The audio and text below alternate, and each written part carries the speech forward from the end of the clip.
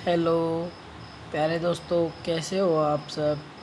आपका अपना YouTube channel LKM Meena पे सभी का स्वागत है। तो प्यारे दोस्तों, आज की वर्कशीट शिक्षा निदेशालय राष्ट्रीय राजधानी क्षेत्र दिल्ली और विषय हमारा हिंदी। तो पाठ इसी वर्कशीट में भी बस की यात्रा वाले पाठ की चर्चा की गई है, जो कि पिछली 2-3 वर्कशीटों में की गई हैं। और एक कक्षा 8 की वर्कशीट है। वर्कशीट संख्या हमारी 8 है। सभी बच्चे यहाँ पे अपना नाम लिखेंगे, यहाँ पे अपना कक्षा अध्यापक का नाम लिखेंगे। आज की तारीख बेटा 20/10/2020। तो प्यारे बच्चों, इस वर्कशीट को हम अच्छे से समझेंगे और इससे संबंधित जो नीचे क्वेश्चन आंसर दिया है उनको हम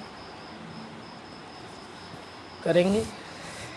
और बेटा ध्यान लगा के इस वर्कशीट को समझें, ठीक है बेटा। तो वर्कशीट पढ़ना शुरू करते हैं।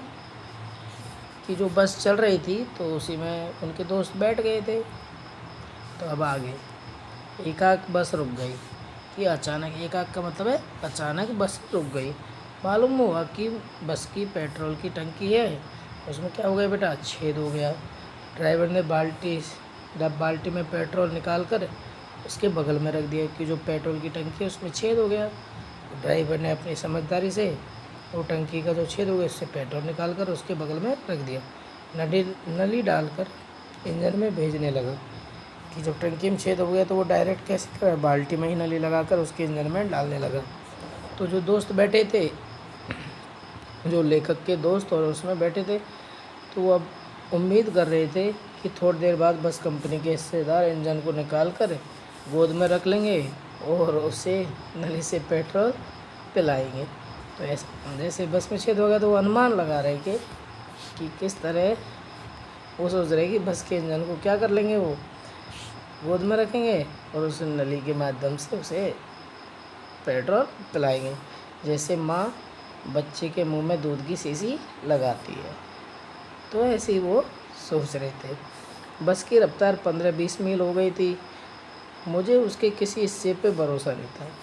जब लेखक सोच रहा कि मतलब बस की हालत क्या थी बेटा, बहुत ही गंभीर थी, बहुत ही टूटी फूटी और जर्जर अवस्था में थी। तो बस में बैठे थे सभी यार दोस्त लेकर के, तो वो भी ये सोच रहे कि क्या पता ब्रेक फेल हो जाए, स्टीयरिंग टूट सकता है। प्रकृति के दृश्य बहुत लुभावने थे, तो उन सबको बैठ के मज़ा भी आ रहा था। और जो आसपास का वातावरण था उस समय वहाँ पे जिस जगह से बस चल रही थी, तो उसका मौसम भी क्या था, बहुत ही लुभावने थे। दोनों तरफ हरे भरे पेड़ जिन पर पक्षी बैठे थे। मैं हर पेड़ को अपना दुश्मन समझ रहा था। जो भी पेड़ आता डर लगता कहीं ये बस से इससे तो नहीं टकरा जाए। मैं निकल जाता तो दूसरे पेड़ का इंतज़ार करता। झील दिखती तो सोचता कहीं बस इसमें गोता ना लगा ले। तो ऐसे मन में उनके सब बारे विचार आ रहे थे। और फिर एक आग बस रोकी। ड्राइवर ने तरह तरह की तरकीबें की पर वह चली नहीं। मतलब उन्होंने देखा कि ड्राइवर, जब बस की टंकी में छेद हो गया तो ड्राइवर ने बहुत ही कोशिश की, बहुत ही उपाय किए, लेकिन वो बस नहीं चली। अब आगे सभी ने अवज्ञा आंदोलन शुरू हो गया था। कंपनी के हिस्सेदार कह रहे थे बस तो फर्स्ट क्लास है जी, यह तो इत्तेफाक की बात है कि ये तो कभी कभी की बात है, नहीं तो बस तो एकदम क्या है, फर्स्ट ही क्लास है। क्षीण मतलब कमज़ोर। चांदनी में वृक्षों की छाया के नीचे वह बस बड़ी दयनीय लग रही थी। तो मतलब जब बस रुक गई तो वृक्षों की छाया के नीचे वो खड़ी थी, तो बस कैसी लगे, बेचारी लग रही थी। मतलब उसे देख के जैसे बेचारे आदमी लगता है ना, बेचारे आदमी बेचारे लोग होते हैं, तो उसी तरह वो बस लगता है जैसे कोई वृद्धा थक कर बैठ गई है। जैसे वो अनुमान लगा रहे थे जैसे बड़े बूढ़े लोग जब थक कर बैठ जाते हैं पेड़ के नीचे, तो ऐसे वो बस लग रही थी। हमें गिलानी हो रही थी, हमें खेद हो रहा था बेचारी पर लद कर हम चले आ रहे हैं। तो उनको जैसे लग रहा था जैसे उस बेचारी पे हम ज़बरदस्ती बैठ के आ रहे हैं। अगर इसका परिणाम तो हो गया, इसका मतलब वो एकदम बस को क्या समझ रहे, मरने जैसी हालत में समझें, तो इसे बियाबान हमें इसे अंत्येष्टि करनी पड़ेगी। कि परियार मतलब अगर ये ख़त्म ही हो चुकी है तो इसका हम सुनसान में इसका क्या करेंगे, अंतिम क्रियाक्रम कर देंगे, ऐसे ही मन में उनके विचार आ रहे थे। हिस्सेदार साहब ने इंजन खोला और कुछ सुधारा, बस आगे चली और उसकी चाल पहले जैसे थी तो उससे भी क्या हो गई, कम हो गई। धीरे धीरे वृद्धा की आंखों की ज्योति जाने लगी। चांदनी में रास्ता टटोल कर वो रेंग रही थी। तो मतलब वो बस चल तो रही थी, लेकिन वो कुछ ढूंढ कर, जैसे कोई चीज़ हम ढूंढ कर आगे बढ़ते रहते तो उसी प्रकार वो रेंगना मतलब धीरे धीरे बढ़ना। आगे पीछे से कोई गाड़ी आती दिखती तो एकदम किनारे खड़ी हो जाती थी, कहती निकल जाओ बेटी, अपनी तो उम्र ही नहीं रही। तो जिस प्रकार जैसे बहुत ही धीरे धीरे अवस्था में वो चल रही थी, और भी कोई भी साधन आ जाता तो जो ड्राइवर थे तो वो बस को साइड कर लेते, बाकी साधनों को आगे जाने देते थे। तो बस बिल्कुल उसी प्रकार चल रही थी जैसे बड़े बूढ़े लोग धीरे धीरे चलकर अपने गंतव्य स्थान पर पहुँचते, उसी प्रकार वो बस की हालत थी। ठीक है बेटा, तो ये हमारी वर्कशीट यहाँ पे ख़त्म होती है। तो हमने देखा इसमें कि बस की हालत बिल्कुल एकदम वृद्धावस्था में जो लोग होते हैं बड़े बूढ़े लोग, तो उसी प्रकार उस बस की हालत हो गई, धीरे धीरे वो चल रही थी। अब बेटा इसके क्वेश्चन आंसर देख लेते हैं हम। इसमें बेटा बस अचानक क्यों रुक गई। देखो इसमें हम वर्कशीट में देखेंगे, मालूम हुआ कि पेट्रोल की टंकी में क्या हो गया बेटा, छेद हो गया, तो बस इसलिए अचानक रुक गई। तो यही हम पहले क्वेश्चन के आंसर में लिखेंगे। ठीक है बेटा, और लेखक को किस पे भरोसा नहीं था और क्यों। लेखक को बेटा किस पे भरोसा नहीं था, बस पर। क्यों नहीं था, क्योंकि बस की हालत क्या थी, बहुत ही दयनीय थी। तो इन सब का आंसर लिखने के लिए हमें तरीका आना चाहिए, तो उस तरीके को जानने के लिए आप इस फाइल को देख लें एक बार। ठीक है बेटा, उसी अनुसार हम क्वेश्चन आंसर करेंगे। तो पहला क्वेश्चन था बस अचानक क्यों रुक गई, क्योंकि पेट्रोल की टंकी में छेद हो गया था। ठीक है बेटा, ये पहले क्वेश्चन आंसर।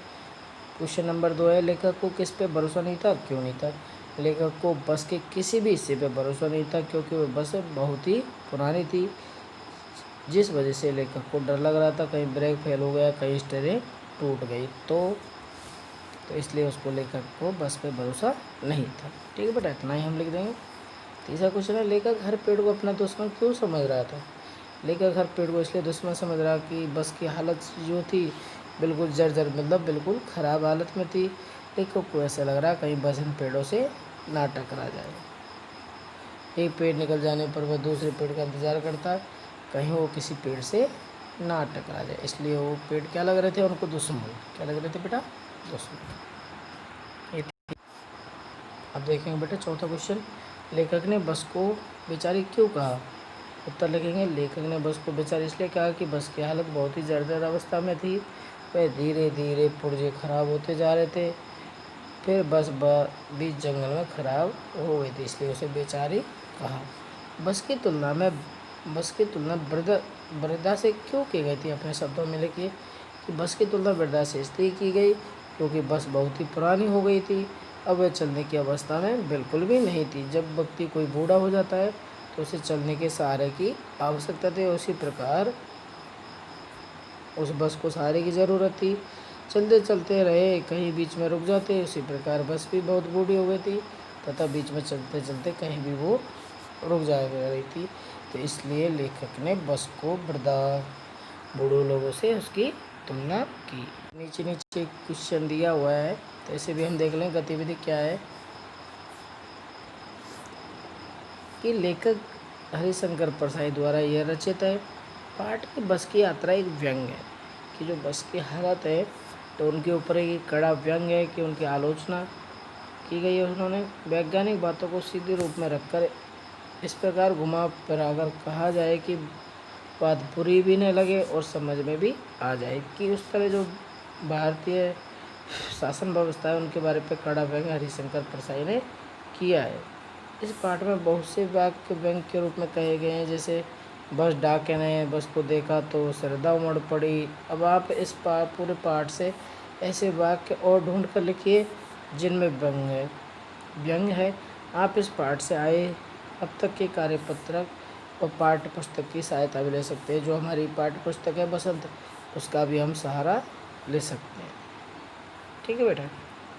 तो सभी बच्चे इस हिंदी की वर्कशीट को अपनी हिंदी की कॉपी में करके और अपने क्लास टीचर से चेक करवाएं। और प्यारे बच्चों, आपको मैं कई बार बता चुका हूँ कि कोविड-19 महामारी चल रही है, तो सभी अपने आप का ध्यान रखें और लोगों से बात करने के लिए कम से कम 6 फीट दूरी का पालन करें और अपने हाथों को साबुन और पानी से बार बार धोते रहें। ठीक है बेटा। और इस वर्कशीट को अच्छे से इस वीडियो के माध्यम से समझें और अच्छे से समझ में आया तो मेरी वीडियो को लाइक करें और मेरे यूट्यूब चैनल को सब्सक्राइब भी करवाएं और ख़ुद भी करें और आगे की वीडियो देखने के लिए बेल आइकन को ज़रूर दबाएं। Thank you.